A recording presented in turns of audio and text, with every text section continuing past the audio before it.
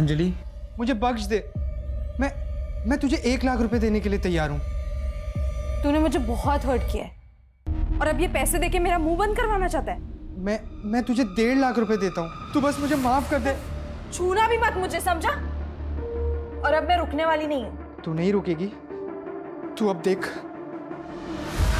मैं अब क्या करता हूँ। तू पागल हो गया है क्या? ये नाटक मत कर। ये नाटक नहीं है अंजलि, तू देख मैं तो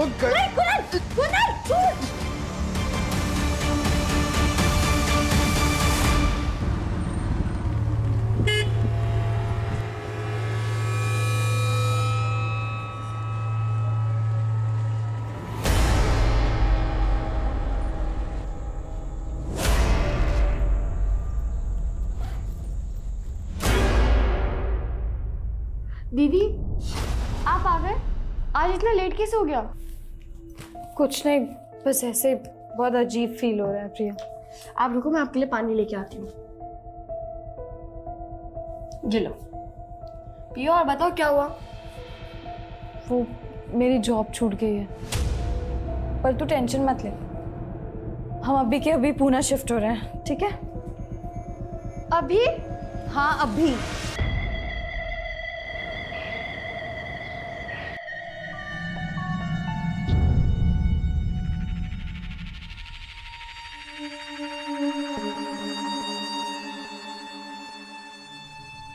घर तो अच्छा है, लेकिन रेंट कितना है?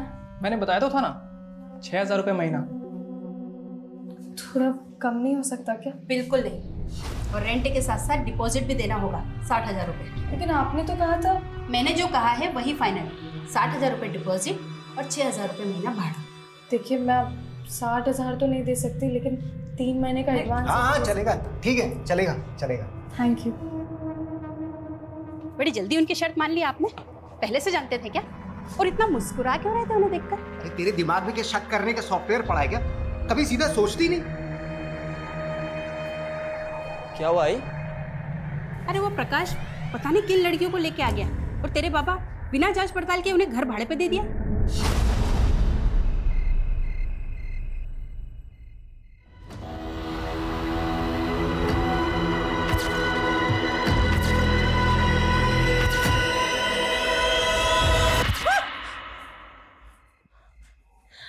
दीदी आप ठीक हो? हाँ। आपको फिर से वो सपना है ना दीदी? हाँ सपना ही था। दीदी आपने मेडिसिन ली थी, आपको फिर से वो इल्यूजन हो रहा है। फैन क्यों बंद है? वो दीदी लाइट नहीं आ रही है।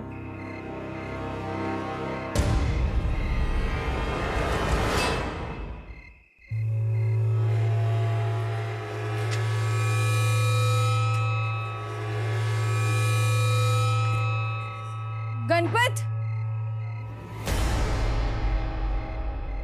तुम्हारी इधर लाइट आ रही है, हमारी उधर नहीं आ रही। एक बार प्लीज चेक कर लोगे क्या? स्टूल मिलेगा? हाँ मैं लेकर आ जाऊँ। ये लो।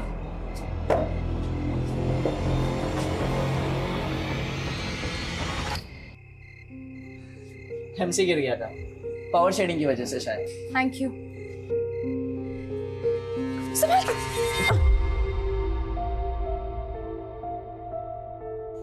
अब लाइट आ गई, मैं चलता हूँ। मैंने तो आपको पानी के लिए भी नहीं पूछा। नहीं इट्स ओके, मुझे वैसे भी रात भर पढ़ाई करनी है। तो कॉफी बना देती हूँ, रात भर नींद भी नहीं आएगी। नहीं इट्स ओके, चलेगा। अरे आओ ना, आओ चलो। अरे कोई बात नहीं, चलेगा। बैठो, मैं बना के लेकर आती हूँ। बैठो। इतनी रात को तू यहाँ पे क्या कर रहा है?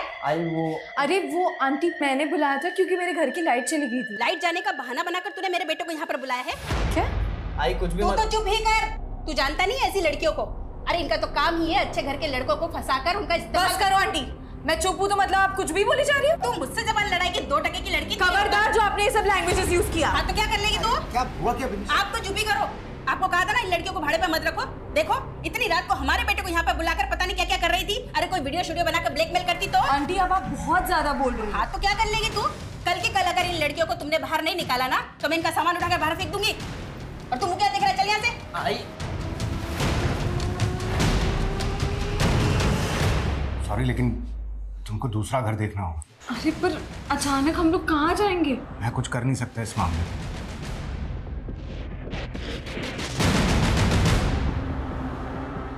मुझे तो लगता है तेरी बीवी तेरे आसपास किसी लड़की को देखना ही नहीं चाहती। अरे मैं खुद तंग आ गया हूँ अपनी बीवी से।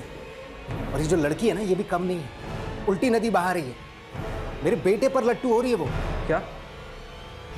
वो लड़की तो बड़ी तेज निकली। ऐसे कैसे घर छोड़ दे? मैं ये घर छोड़ के कहीं नहीं जाने वाली। और अब मैं उन लोगों को बताऊंगी कि मैं क्या क्या कर सकती हूँ। पर दीदी, गलती आपकी भी तो थी ना। आपको पता है आंटी का नेचर, फिर भी आपने गणपत को बुलाया।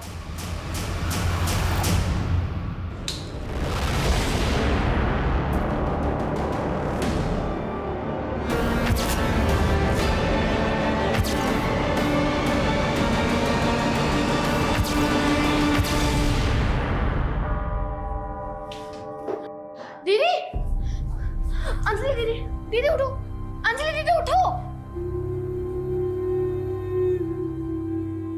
दीदी, आप टेंशन मत लो, सब ठीक हो जाएगा।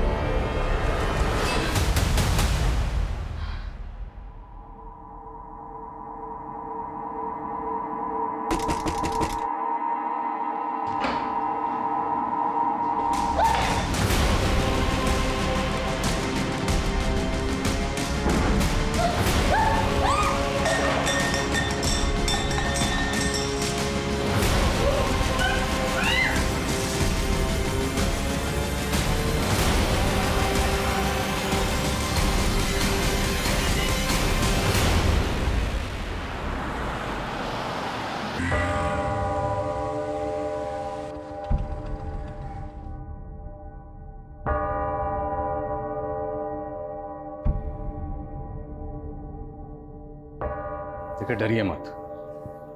जो भी बात है साफ साफ बताइए। घबराने की जरूरत नहीं। बोलिए, क्या हुआ? सर, मेरा गैंग रेप हुआ है।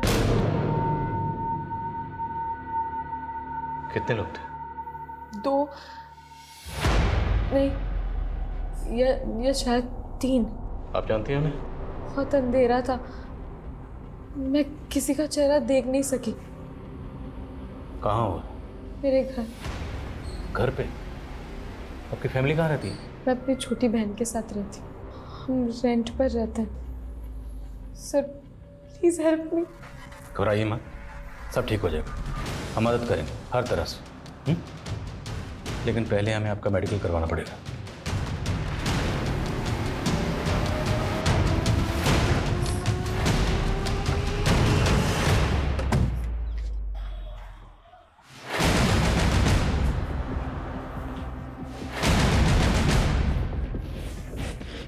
कल रात जो भी आपके साथ हुआ यही हुआ? जी सर। वो लोग ज़बरदस्ती आए होंगे, आपके हाथ पैर बांधे होंगे, स्कफल हुई होगी। लेकिन कमरा देखकर ऐसा कुछ लग नहीं रहा। आप लोगों ने सफाई की थी? नहीं, शायद हाथ पैर बांधे थे, ये तो पक्का है ना।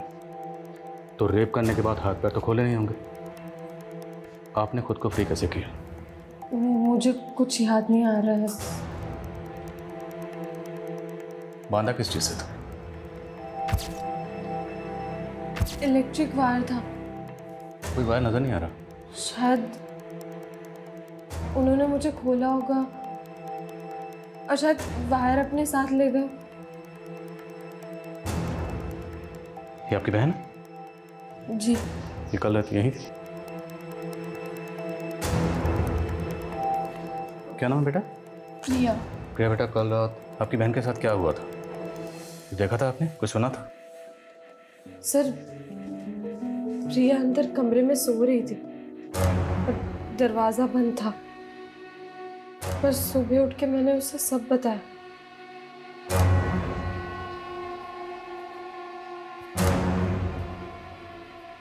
ये लड़की अंजलि कह रही है कि इसका गैंग रेप हुआ है। लेकिन क्या हुआ, कैसे हुआ, इसका कुछ याद नहीं। छोटी बहन साथ में मौजूद थी, उसने भी कुछ देखा नहीं, कुछ सुना नहीं। कैसे मुमकिन है? पड़ोसी से पता करो, शायद किसी ने कुछ देखा है, सुना। मैं मकान मालिक से मिलता हूँ। Okay sir. क्या अंजलि का रेप? गैंग रेप हुआ मैडम। कब? कल रात को। आप लोगों ने कुछ तो सुना होगा, स्ट्रगल की कोई आवाज़ आई होगी, कुछ तोड़फोड़ हुई होगी। कल रात इस एरिया की इलेक्ट्रिसिटी गई। हाँ सर, लाइट तो गई थी। इस इलाके में पावर शेडिंग की वजह से अक्सर लाइट चली जाती है, लेकिन ऐसी तो कोई आवाज़ नहीं सुनाई दी जिससे लगे कि ऐसा कुछ हुआ। अरे कुछ हुआ होता तो सुनते ना। मतलब? सर ये बड़ी लड़की है ना, ये बहुत चालाक है।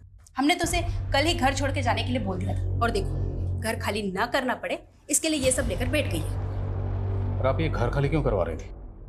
वो किराया नहीं दे पा रही थी सर। सर आस पड़ोस में इंक्वायरी की, किसी ने कोई आवाज नहीं सुनी। मकान मालिकन बोल रही है कि लड़की झूठ बोल रही है। सर रात को यहाँ इलेक्ट्रिसिटी गई हुई, ऐसी कंडीशन में लोग घरों की खिड़कियां खोल देते हैं, लेकिन किसी ने कोई आवाज नहीं सुनी। और बाहर इतना सब कुछ होता रहा और छोटी बहन अंदर सोती रही, उसने भी कुछ नहीं सुना। ये अजीब नहीं है सर? और शर्मा, घर में 2 लड़कियां मौजूद थी और रेपिस्ट ने सिर्फ और सिर्फ बड़ी लड़की को टारगेट किया। मेडिकल रिपोर्ट आने दो, पता चल जाएगा क्या चेक करो। Okay sir.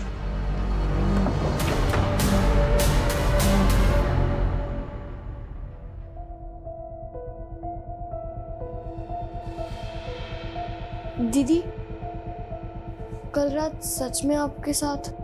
तो क्या मैं झूठ बोल रही हूँ? नहीं दीदी, पर फिर आपने मुझे रात में क्यों नहीं बताया?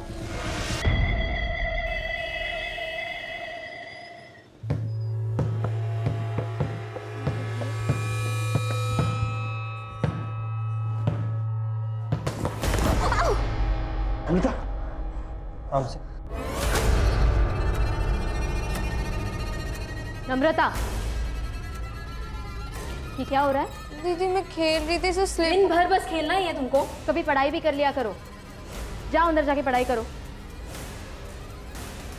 तुम्हें छोटी बहन है यार, कभी तो प्यार से बात कर लिया करो। तुम्हें बड़ा प्यार आ रहा है उस पे? मतलब क्या तुम्हारा? बस मतलब तुम सब समझते हो। दिमाग खराब हो गया क्या तुम्हारा? दिमाग खराब ही है मेरा कि माँ के गुजरने के बाद नम्रता को यहाँ ले आई।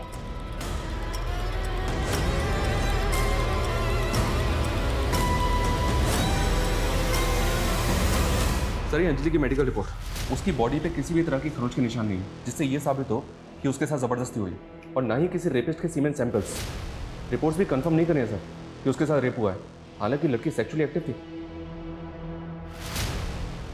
अंजलि की बॉडी पे किसी रेपिस्ट के सेमेन नहीं मिले और उनके घर पर उन 2 बहनों के अलावा किसी तीसरे शख्स के फिंगरप्रिंट्स नहीं मिले। अंजलि की मकान मालिक ने बोला था सर कि अंजलि झूठ बोल रही है, और ये रिपोर्ट्स भी इसी तरफ इशारा कर रही हैं। तो देखते हैं अंजलि इस बारे में क्या कहती है। हाँ सर, ये बात सच है कि मकान मालिक ने हमें घर खाली करने को कहा था, लेकिन सर मैं झूठ नहीं बोल रही हूँ, मेरा सच में रेप हुआ है। गैंग रेप कहा था? हाँ। और आपकी बॉडी पर किसी रेपिस्ट के सीमेन नहीं मिले। लेकिन सर उन लोगों ने मेरे साथ जबरदस्ती की थी। हाँ लेकिन उन लोगों ने मेरे साथ रेप करने के बाद मुझे जबरदस्ती नहला दिया था। सर शायद इसी वजह से सीमेन। ये आपने हमें पहले क्यों नहीं बताया? सर मैं बहुत ज्यादा पैनिक हो गई थी, मेरे साथ इतना सब कुछ हुआ, लेकिन आप लोग भरोसा करने के लिए तैयार ही नहीं। मीडिया वाले सही कहते हैं, आप लोग के इसी रवैये की वजह से ना 90% ऑफ रेप विक्टिम रिपोर्ट लिखवाने से डरते हैं। देखिए हम खुद कुछ नहीं कह रहे हैं, ये सब आपकी मेडिकल रिपोर्ट में लिख के रहा है, और आपकी बहन भी तो मौजूद थी। तो ये बेटा हमें वाकई समझ में नहीं आ रहा, आपकी बहन के साथ इतना कुछ हुआ, आपने कुछ देखा नहीं, कुछ सुना नहीं, कैसे? वो सर मुझे उस दिन फीवर था, इसलिए मैं दवाई लेकर सो गई थी, शायद इसलिए मेरी आंखें नहीं खुली। सर मुझे ऐसा लग रहा है कि अंजलि ने अपनी बहन को रटा दिया है, जो उसे हमारे सामने क्या बोलना।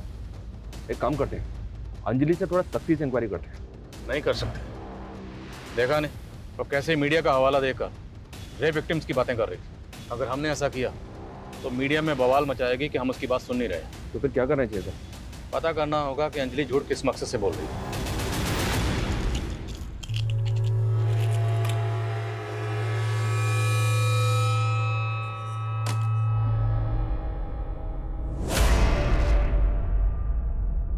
नम्रता, देख तेरा फेवरेट पिज्जा लाया हूं, जल्दी आ। थैंक यू जीजू, आप तो बहुत अच्छे हो। नम्रता, ये मार्कशीट तुम्हारे बैग में थी, दिखाए क्यों नहीं? दिन भर या तो बस खाती रहती है या तो खेलती रहती है या थैंक यू जीजू करके घूमती रहती है। अरे तुम चुप रहो। तुम इसके साथ क्या कर रहे हो ना, ये नहीं समझ पा रही है। अब रोके मत दिखा। तू ना मेरे गले की हड्डी बन गई है, ना निगल पा रही हूँ ना ही निकाल पा रही हूँ। आपको इतनी प्रॉब्लम है ना तो मैं चली जाती हूँ। नम्रता, बस ज्यादा दुलार करने की जरूरत नहीं है, आ जाएगी अपने आप। ये अंजलि और प्रिया को तुम कब से जानते हो प्रकाश? सर मैं उन्हें पर्सनली नहीं जानता, मैंने उन्हें किराए पे घर दिलवा दिया था और उन्होंने मुझे मेरा ब्रोकरेज दे दिया। एक चोट कैसे लगी तुम्हें? सर ये वो मेरी बाइक स्लिप हो गई थी। अच्छा, ये दामोदर की बीवी कह रही थी कि वो लड़कियां उनका किराया नहीं दे रही। नहीं सर, उन्होंने तो 3 महीने का एडवांस दिया था। तो फिर वो उन्हें घर से क्यों निकालना चाहती थी? उनके बेटे गणपत की वजह से सर। मतलब? सर दामोदर की बीवी को लग रहा था कि वो लड़की उसके बेटे के साथ दोस्ती बढ़ा रही है। अरे टेंशन है तभी तो मना कर रहा हूँ तू जाने के लिए, कुछ दिन आना मत। अच्छा ठीक है, मैं तेरे से बाद में बात करता हूँ। हाँ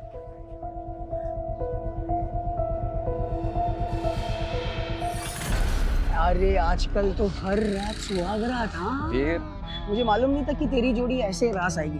अरे भाई तू बस देखता जा, अपना धंधा भी बढ़ेगा और मजे तो मजे भी होते रहेंगे। अच्छा फिर बॉस कौन है मालूम है ना? कौन है बॉस? एक चीज याद रखना। क्या? 30% तू और 70% मैं। मतलब बॉस तू है? आजा तेरे को खाना खिलाता हूँ। अरे बैठ। अरे नरेंद्र, क्या चश्मा पहना है नरेंद्र। ये ले तेरे लिए इम्पोर्टेंट सिगरेट है, कस्टम का माल है। कश कश के पीना। क्या सच बोलो ना, वहाँ दे दे। तो सिगरेट पी के मुझे फेफड़े जला के जल्दी नहीं मरना है। दिन की 3 सिगरेट पीता हूँ बस है भाई। वादे का पक्का नरेंद्र। क्या खिला दिया तू उसको? तू कुछ भी बोलती है इसके लिए बन जाती है पत्थर की लकीर। हाँ तू तो मेरी हर बात भजियो जैसी तल देता है ना। ए छोड़ना यार, मेरे को भूख लगी है, कुछ खिला दे। फ्री में नहीं दूंगी। इतनी महंगी सिगरेट पिलाता हूँ उसको मैं। हाँ, और तू क्या मेरी माँ हो के तू ऐसा दुकान वाली बात करेगी? तुझे बड़ी पड़ी है अपनी माँ बाप की। बाप की आंखें नहीं है, माँ के घुटनों में दर्द रहता है। कभी बटाता है तू हमारा हाथ? मुझे ये स्टॉल वॉल में इंटरेस्ट नहीं है। अपना देखना यही सड़क पे एक आलीशान रेस्टोरेंट होगा। रेस्टोरेंट में जाके खाना खा। सर मैंने अंजलि की पिछले दिनों के मोमेंट्स चेक किए। वो पिछले 2 महीने से अलग अलग ऑफिस में इंटरव्यू दे रही है जॉब के लिए, लेकिन अभी तक जॉब मिली नहीं उसको। मतलब जॉबलेस? Yes sir. उसकी मकान मालकिन भी कह रही थी तो किराया नहीं दे पा रही थी। तो क्या मतलब मकान खाली ना करना पड़े सिर्फ इसलिए कोई लड़की इतना बड़ा झूठ बोलेगी? हो सकता है सर उसे कोई दिमागी परेशानी। कैसी दिमागी परेशानी? उसके घर के पास एक केमिस्ट है सर, जहाँ अंजलि हर फ्राइडे जाती है और 1 हफ्ते की दवाइयाँ खरीदती है। मैंने उस केमिस्ट से बात की, उसने बताया कि अंजलि ये दवाइयाँ साइकाट्रिस्ट के प्रेस्क्रिप्शन पे खरीद रही। नासिक की सर्वदीप डिस्पेंसरी की प्रेस्क्रिप्शन थी वो। सर क्या मैं आपको पागल लगती हूँ?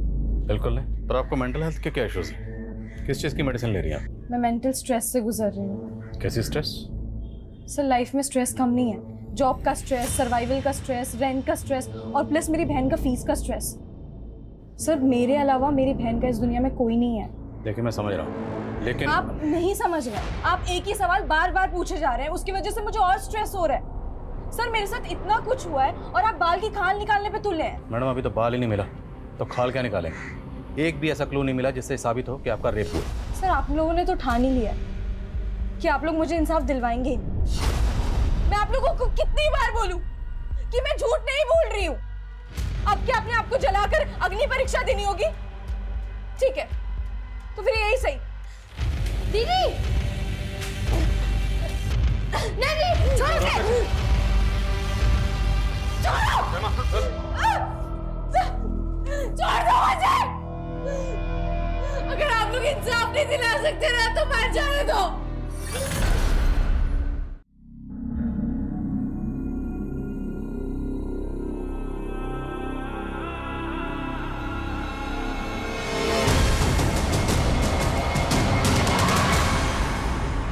यस सर, ये लड़की मेरी पेशेंट थी।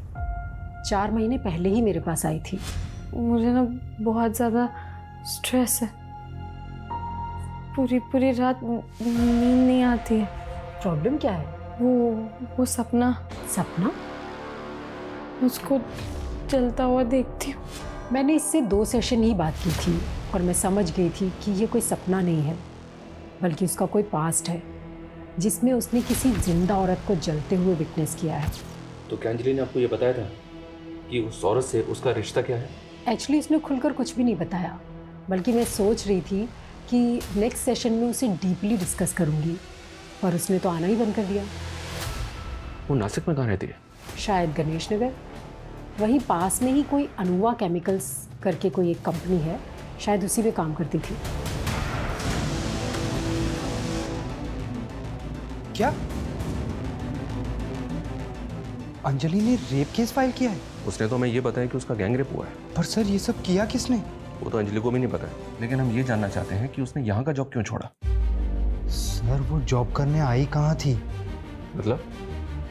सर मुझे आपको बताने से बहुत डर लग रहा है, लेकिन आपको कहीं और से सच्चाई पता चले इससे पहले मैं आपको सच बता देता हूँ। भाई बहुत तगड़ा ऑर्डर लगा इस बार हाथ। क्या बात है। 1 kg ड्रग कानपुर ले जाना है। रिस्क तो है, पता क्या करें? नरेंद्र, अरे मेरा बाप कब काम आएगा? सुन, ये दिव्या लोग है ना, ये लोग को क्या मिलता है मालूम है? हमदर्दी। ये लोग का चेकिंग होने का चांसेस बहुत कम है।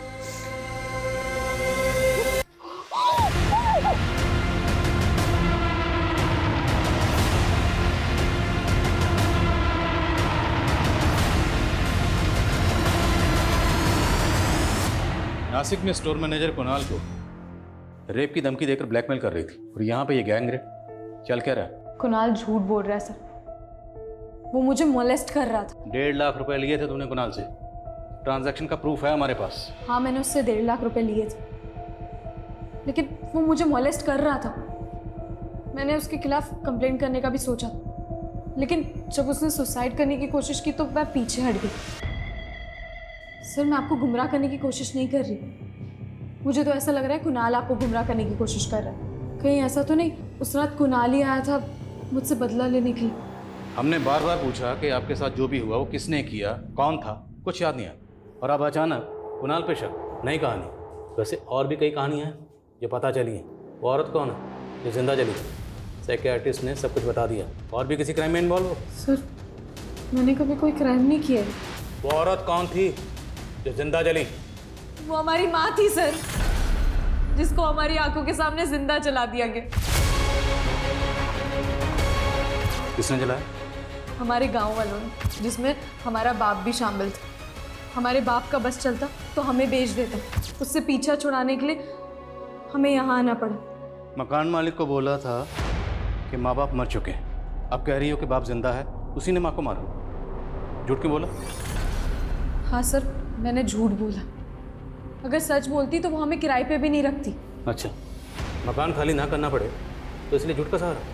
एक बात बताओ, तुम खुद के लिए इंसाफ चाहती, अब तुम खुद कह रही हो कि तुम्हारी माँ को तुम्हारे बाप ने मारा था, तो फिर उस वक्त पुलिस कंप्लेंट क्यों नहीं की? तब हिम्मत नहीं थी सर, पर अब लग रहा है सच बोल के भी कोई फायदा नहीं है। अब आप क्या चाहते हैं कि हम भी अपनी माँ की तरह जल के मर जाएं? एक और ड्रामा नहीं चाहिए मुझे, समझे? सर आप ऐसे ही पल्ला नहीं झाड़ सकते। मेरा गैंग रेप हुआ है और ये आपकी ड्यूटी है कि आप मेरे गुनाहगारों को पकड़ें।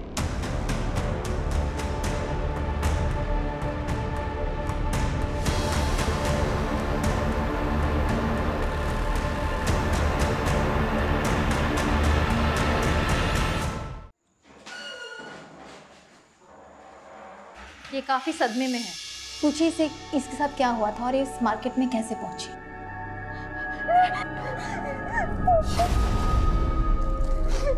तू ठीक है ना? मेरा रेप हुआ है दीदी। क्या? ऐसी सारी बातें नहीं करते नंदिता। नहीं दीदी मैं सच कह रही हूँ। चुप कर, तुझे नहीं समझ आ रहा। किसने क्या तुम्हारे साथ ये सब? बोलो बेटा, डरो मत। नहीं मैम, इसके साथ कुछ नहीं हुआ है। ये झूठ बोल रही है। झूठ बोल रही है? अभी इसने खुद कहा। मैंने कहा ना आपसे, इसके साथ कुछ नहीं हुआ है। ये बस हमसे नाराज थी इसीलिए घर से भाग गई थी। हमें इससे बात करने दो। मैम मैंने कहा ना आपको इसके साथ कुछ नहीं हुआ है। तू बता ना इनको, बता इनको। बोलो। देख लिया आपने, ठीक है ये इसके साथ कुछ नहीं हुआ है। नम्रता,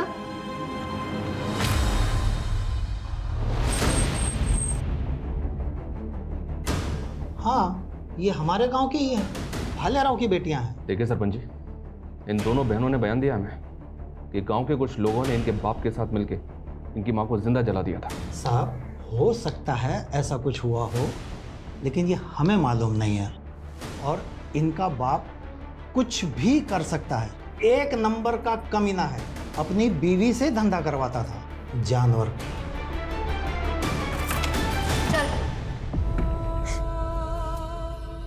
कहाँ भाग गई थी? और ये क्या नई स्टोरी बनाई है?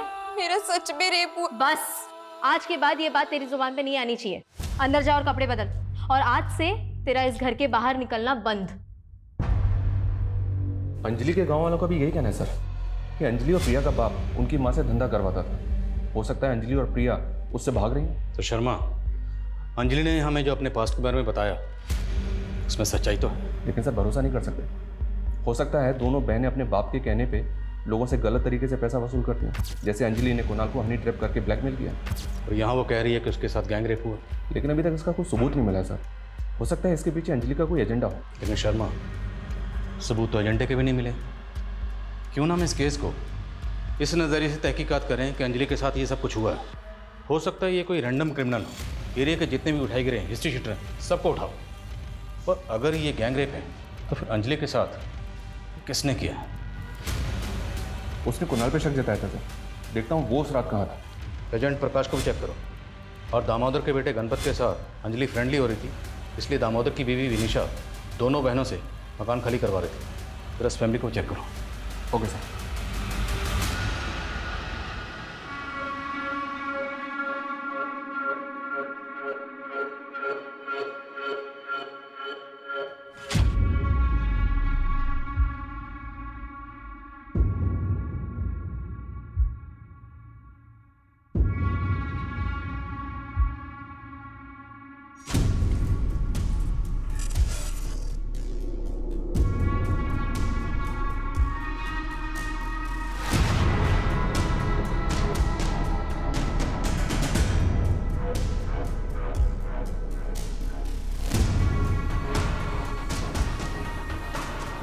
मेरे फोन में क्या चेक कर रही है?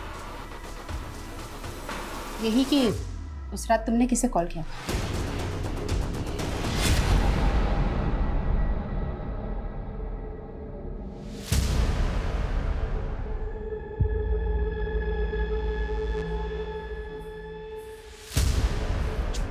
अंदर चल।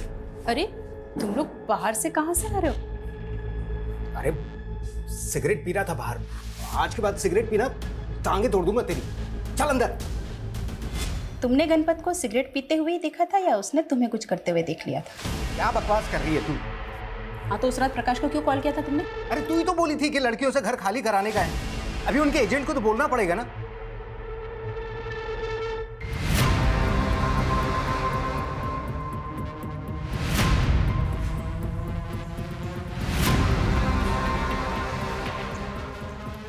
क्या हुआ है? उस रात तेरे पापा ने तुझे सिगरेट पीते ही पकड़ा था ना, या कुछ और करते हुए? क्या बोल रही है आई? यही कि तेरा बाप तुझे बचा रहा है या तू अपने बाप को बचा रहा है?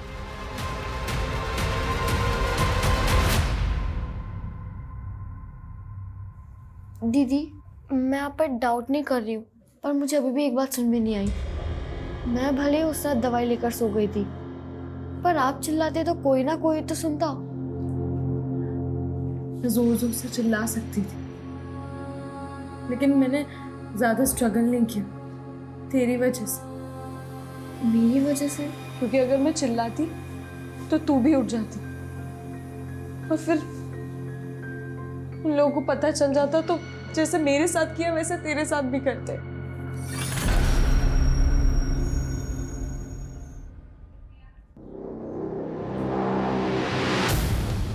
नम्रता ने हमें आपके फोन से कॉल किया था। उस दिन तो आप दोनों ने इसे बोलने नहीं दिया, लेकिन अब हम नम्रता से बात करेंगे।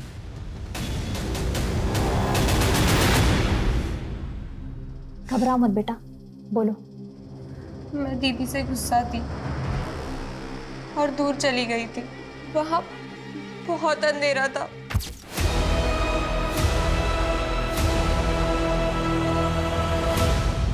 कौन था वो? तुम जानती थी उसको? अंजलि है बेटा। आप फिर आ गई मेरी तकलीफ का मजाक उड़ाने। मैं तुमसे बात करना चाहती हूँ। बोलिए। कई बार हम लोगों को समझने में भूल कर बैठते हैं, क्योंकि हम उन्हें उसी नज़रिए से देखते हैं जिस नज़रिए से हम उन्हें देखना चाहते हैं। लेकिन हर बात का दूसरा पहलू भी तो होता है। फिर आप ही सोचिए कि मैं अपने रेप को लेके झूठ क्यों बोलूँगी। कई बार सच बदनाम हो जाता है और झूठ को हमदर्दी मिल जाती है। आप तो मुझे बदनाम करना चाहती थी। जिस तरह से तुम अपने सच के साथ खड़ी हो, मुझे बहुत शर्मिंदगी हो रही है और अब मैं तुम्हारा साथ देना चाहती हूँ, इसलिए मैंने पुलिस को बुलाया है और अब मैं उन्हें कुछ बताना चाहती हूँ।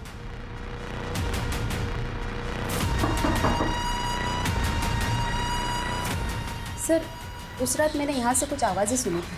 पर ये अचानक आपका हृदय परिवर्तन कैसे हो गया? सर, याद आया तो बता दिया। अब कुछ सुना था तो कुछ देखा भी तो होगा।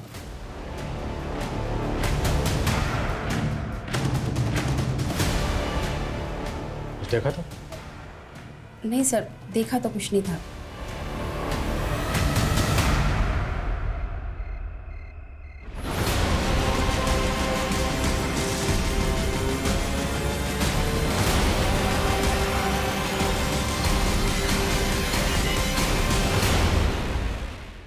सर, भले ही अंजलि की मकान मालकिन भी उस पर भरोसा कर रही है, लेकिन अभी तक ऐसा कोई क्लू नहीं मिला है जिससे पता चले कि उस रात 2 या 3 लोग उस घर में आए थे जिन्होंने अंजलि का रेप किया था। दामोदर, गणपत और आसपास के कुछ लोगों को कॉल चेक किए मैंने, लेकिन किसी में भी कुछ भी सस्पिशियस नहीं मिला। और सर, लोकेशन रिकॉर्ड से भी कुछ भी नहीं मिलेगा मैं, क्योंकि ये सारे लोग एक ही एरिया में रहते हैं। इस कुणाल की भी एलिबाई चेक की मैंने, वो उस रात नासिक में ही था। उसके कॉल और लोकेशन रिकॉर्ड में भी कुछ भी सस्पिशियस नहीं मिला।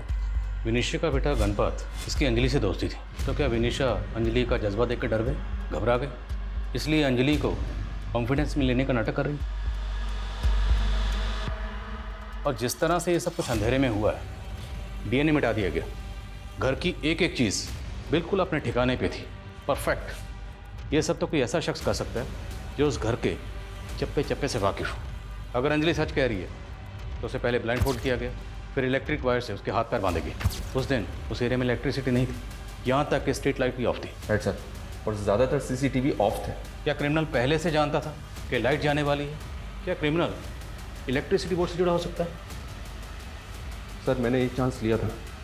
उस रात नाइट ड्यूटी पे जितने भी इलेक्ट्रिसिटी बोर्ड के वर्कर्स थे, उन सब की लिस्टिंग की थी मैंने। यहाँ तक कि उस एरिया के जितने भी हिस्ट्री शीटर हैं, सेक्स ऑफेंडर्स हैं, उन सब से बात की मैंने, पर कुछ मिला नहीं सर। मैं इस केस फाइल को अनसॉल्व केसेस की फाइल में नहीं देख सकता।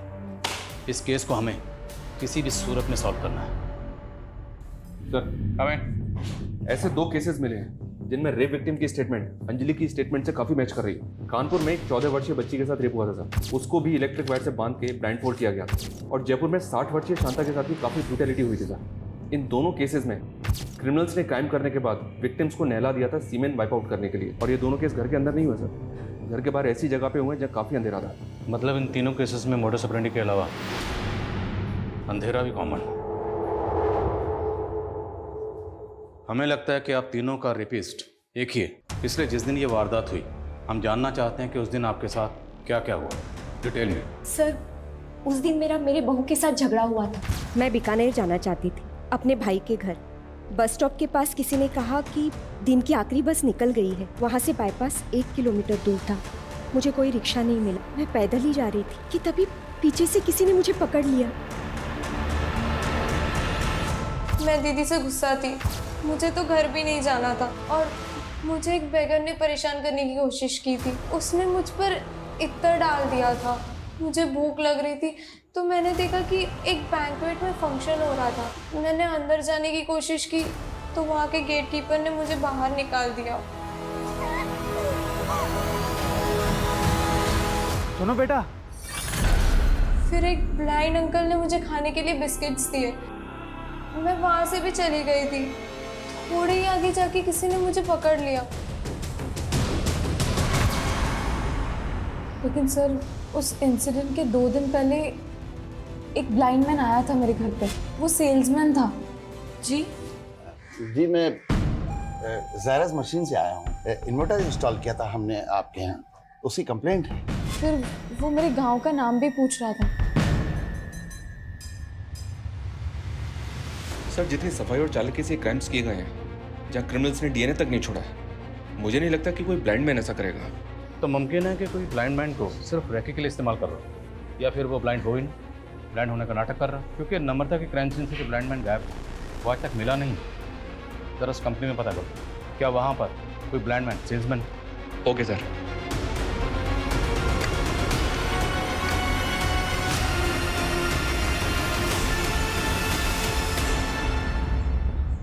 नरेंद्र, हाँ किरण हमेशा लेट आता है। हाँ, अभी क्या कर सकते हैं। किरण आ गया। कितना वेट कराता है तू? अरे वेट मैं कहाँ करवाता हूँ, वेट तो तू करवाता है। हाँ? हर औरत के साथ सबसे पहले लगता है। हाँ? और इतना लंबा लगता है कि हमें इंतजार करना पड़ता है।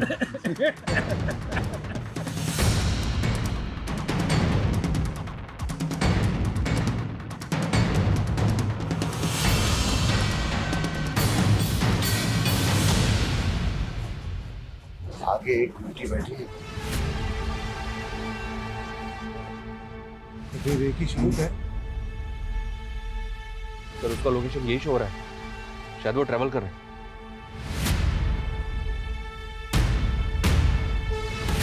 कहीं वो इस बस में तो ट्रैवल नहीं कर रहा?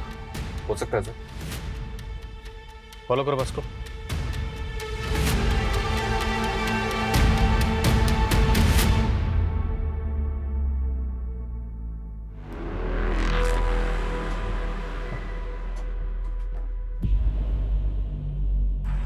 मुझे तो 18 साल से ज्यादा नहीं लगती। मुझे तो 30 की लगती है।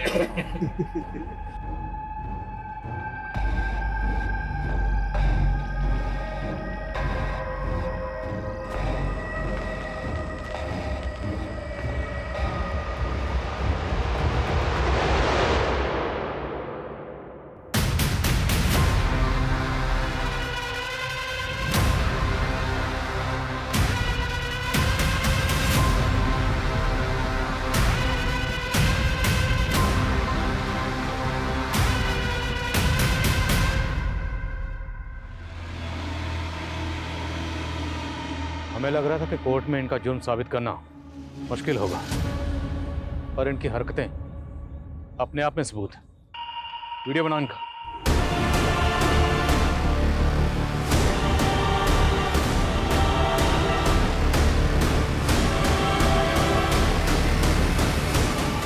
पुलिस,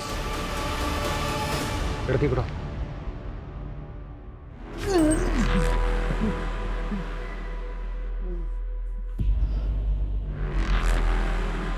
कानपुर की नम्रता, जयपुर की शांता और पुणे की अंजलि, तीनों विक्टिम्स ने तुम लोगों की तस्वीरों को आइडेंटिफाई किया। हो ही नहीं सकता, आप हमारे खिलाफ कुछ साबित नहीं कर पाए हैं। सब साबित होगा जब तुम तीनों को खड़े करके कोर्ट में विक्टिम के सामने तुम्हारी परेड करवाएंगे।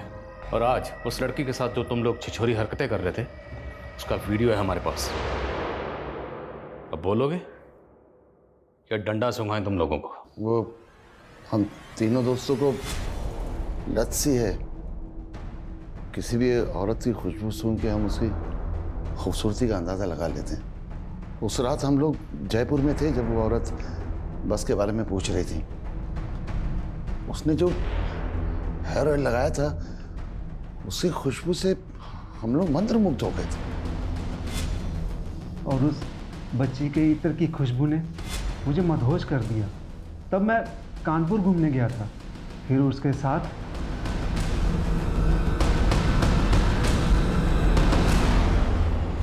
तुम सिर्फ रैंडम लड़कियों को टारगेट नहीं करते शारिक। तुम्हारा असली नाम शारिक है, ये मैं पता चल गया। तुमने अपना नाम बदला सुधीर और बन गए इन्वर्टर सेल्समैन। वो वर्धा में मुझसे एक कांड हो गया था, वहाँ की पुलिस शारिक नाम के आदमी को ढूंढ रही थी, इसलिए मैंने नाम बदल लिया। वर्धा, अंजलि वर्धा की है, तो जानता है ना उसको? जी माफ कीजिएगा, आपकी आवाज कुछ जानी पहचानी सी लगती है। उसके गांव के पास ही मेरा गांव था। उसके बाप को भी जानता था मैं। बहुत पहले उसकी फैमिली से भी मिला था। आवाज से पहचान लिया? मुमकिन ही नहीं है। दिखता है ना तुझे? अंधा नहीं है ना तू? मैं पार्शियली ब्लाइंड हूँ, 70% अंधा हूँ मैं। और ये किरण, ये 60% अंधा है। और नरेंद्र कंप्लीट ब्लाइंड। ताज्जुब इस बात का नहीं कि तुम लोग विक्टिम्स के साथ रेप करने के बाद उन्हें नहला देते थे ताकि सीमेंस धुल जाए। तुम्हें ये सब पता था, इस बात की हैरानी नहीं है। हैरानी इस बात की है कि विक्टिम्स को पता नहीं चलता था कि तुम लोग अंधे हो, ब्लाइंड हो, और इतनी सफाई से अपना काम करके निकल जाते थे। कैसे करते थे इसे? अंधेरा आंख वालों की कमजोरी है, हमारी नहीं।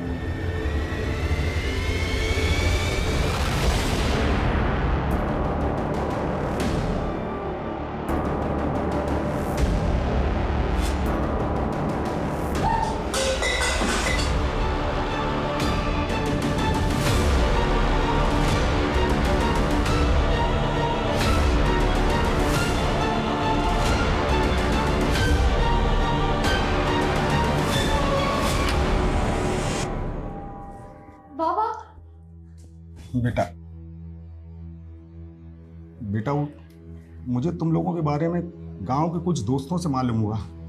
वो जब पुलिस यहाँ आई थी। अंजलि बेटा, मेरा यकीन मानो, मेरा कोई हाथ नहीं तुम्हारी आई की हत्या में। उस दिन अगर मैं तुम दोनों को लेके ना जाता तो गांव वाले तुम लोगों को भी जला डालते। अरे उन लोगों ने तो तुम्हारी आई के ऊपर झूठा इल्जाम लगाया, उन्हें डायन बोला। बहुत कमीने हैं ये गांव वाले। बेटा मैं तुम्हारी आई से बहुत प्यार करता था, और बेटा मैं तुम दोनों से भी बहुत प्यार करता हूं।